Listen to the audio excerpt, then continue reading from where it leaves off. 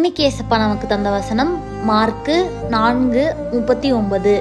அவர் எழுந்து காற்றை அதட்டி கடலை பார்த்து, இறையாதே, அமைதலாயிரு என்றார். அப்பொழுது காற்று நின்று போய் மிகுந்த அமைதல் உண்டாயிற்று. நம்ம வாழ்க்கையிலையும் புயல்களை போல பயம், கவலைகள், பிரச்சனைகள், போராட்டங்கள் வரலாம். சில நேரங்களில் நம்ம வாழ்க்கை இவ்வளோ கஷ்டமா இருக்கேன்னு தோணலாம். ஆனால் ஏசப்பா நம்ம கூட இருந்தால் நம்ம எதை பார்த்தும் பயப்பட வேண்டியதில்லை.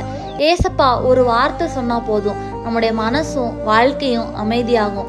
இன்று நம்ம எந்த நிலைமையில இருந்தாலும் இந்த வார்த்தையை நினைவில் கொண்டு நம்ம ஜெபிக்க வேண்டும்.